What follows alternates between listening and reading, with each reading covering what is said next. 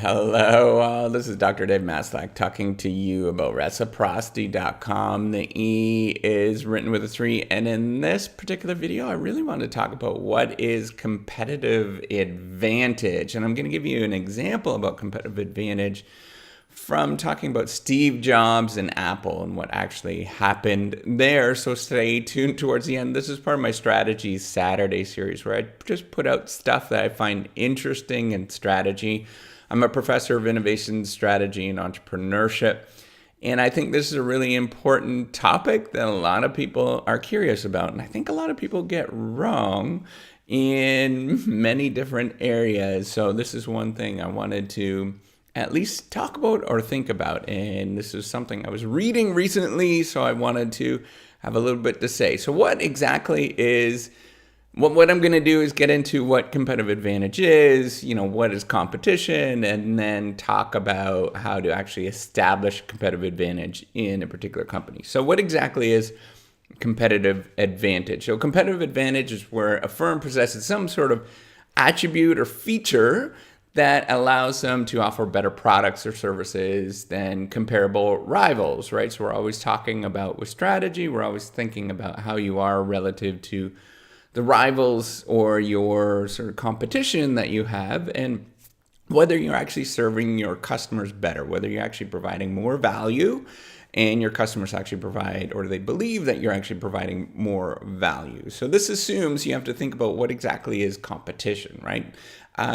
So a lot of people think that competition, that there is some sort of competitive environment that you have, and competition is, you might want to think about it in terms of sort of an ecological point of view. It's probably a better view than most, and that is where you have a certain amount of fixed resources in an environment, and that people or firms have to compete for those particular resources. And so this assumes generally with this particular framework that it's a zero-sum game. So if you take some sort of resources from somebody, it takes it from somebody else. Or if you get one customer, it takes it from somebody else. Well, this is a particularly strong assumption. I think that where this kind of breaks down, and I think people get this kind of framework or idea wrong, right? So it assumes that the resources, you can't build on somebody else's resources. You can't work together in any sort of way, and that the resources in a particular environment are fixed, in that they don't necessarily, you can't necessarily grow those particular resources, or you can't grow the customers. And as we know, that's the point of actually doing business, is that you're trying to actually grow the amount of resources and serve more customers and serve them much more better. And oftentimes you can actually do this very well by working with competition or working with another firm and creating some sort of alliance or something along those lines, or just thinking about how you could serve the customers that the competition are not necessarily serving, and you both grow very well, right? So there is a pretty strong assumption, and once in a while it does happen that the resources or that people do result in a zero-sum game, so somebody will take stuff away from you, but it's generally not very common.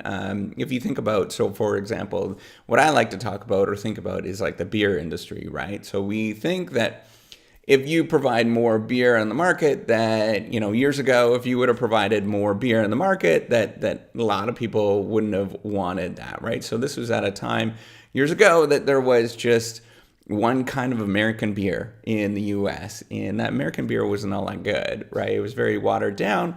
But as we know, if you've looked around in the last few years, there are tons of microbreweries that are thriving and surviving, and they're growing, and they're doing very, very well. So that assumption that there's kind of like a zero-sum game, it doesn't necessarily hold out a lot of times. And so you have to think about exactly what competition is, and exactly, in your particular context, what it matter, or what actually it does matter. So if you would have produced another type of identical kind of beer relative to what these sort of mass producers were making, then yeah, okay, then that is probably, you're going to be stealing competition away from each other, and you result in that zero-sum game. But competition and thinking about the competitive landscape and thinking about just business in general, it's a lot more complicated. It's not just that you are taking away from somebody else and giving it to yourself and that kind of thing, right? Getting into that particular environment. In fact, if you were taking a strategy class, that's what we would teach. We would make sure that you weren't doing that, because that results in a situation where you are closer to perfect competition, and perfect competition is pretty bad for business, and you don't want those particular scenarios. So how do you actually establish a competitive advantage? Well, there's a large literature on this, and then that's probably one of the biggest questions that we try to look at in strategy. The general idea is you just want to serve your customers better than what you were serving your customers in the past, and perhaps serving your customers better than somebody else in that particular thing or that particular area, right? And that's a pretty rudimentary kind of idea.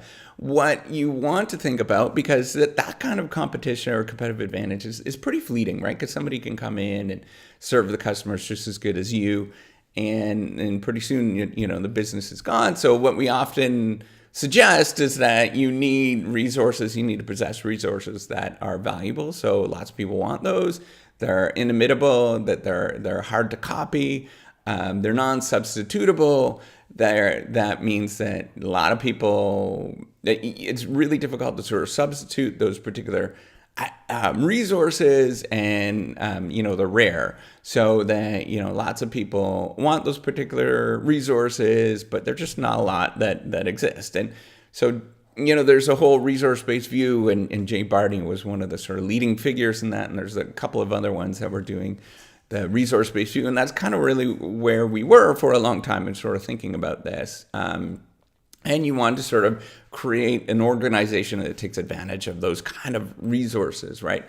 That is a little bit more trickier, I think, to understand than sort of getting out there and actually getting a competitive advantage, right? So I think a better way and perhaps a little bit easier way to think about this, and this probably has not been talked about as much, and it's thinking about the knowledge that is possessed within a particular company, and thinking about the knowledge and the relationships of the particular knowledge within a company and how they interact. So we often will talk about in our literature in a very complicated manner. We call this kind of interaction, we call it an NK model. And that actually comes from ecology, believe it or not. And this NK model, basically what you're trying to look at, N is the number of sort of nodes, which represents people, right? Or sort of knowledge elements or something like that. And then K is the complexity of these knowledge, K is the number of interactions between these particular knowledge elements. So how much you actually interact with somebody else, for example, or how much is your knowledge that you possess, somebody else wants to possess that particular knowledge within the organization. So we often will get, and if you get to the point where you have a lot of different people and a lot of different sort of cultural elements, and then these all interact very, very strongly, what we get is what is called the non-decomposable problem. And they actually use this term in like computer science or operations research, if you don't know about that. But basically it means it's unsolvable. It is a really, really tough problem to solve, to sort of figure out how to actually navigate and sort of figure out how all those different interactions and stuff like that work. So if you have sort of idiosyncratic knowledge that somebody else doesn't possess, and it took a long time to actually get to the point that you can actually possess that particular knowledge, and you have people that are really unique, for example, and they add a lot to the value proposition that you have, and it's a very complicated sort of interaction between all of those. Then you have what is what is much more sort of easily understandable as a competitive advantage or a sustainable competitive advantage, because it's really hard to replicate anything like that, right? So an example of this is what Steve Jobs and Apple did a few years ago, right? So Steve Jobs, unfortunately, has passed away, if you didn't know that, and he created Apple Computer. And his idea, so the entire industry was going towards, in the computer industry, as well as in sort of the movie industry and the music industry and all these kind of different industries, they were moving towards kind of this idea of having more broken up into different industries and more broken up into little kind of companies, right? So they weren't very integrated in any sort of way. It wasn't highly interconnected in any sort of way. Each firm was doing their own little thing, and they weren't doing that all that well. But what Steve Jobs did and what Apple did, and it was probably more Steve Jobs who actually was navigating this, because he could sort of foresee this, is what he was doing is he was pulling all these things together and making them highly interconnected, such that the Apple iPhone or the Apple iPad or the Macintosh, they were all serving to be highly integrated and connected, and they were becoming a focal point for a lot of people to go to, rather than being sort of disaggregated in many different areas. He was creating this sort of closed system, this standalone product that can do a lot of different things and do them very, very well, and they were highly interconnected. Turns out that's very difficult to do that well, but he was able to see that, and he was able to see that design picture in his head, which helped him out a long ways to create Apple Computer, and made it very, very successful.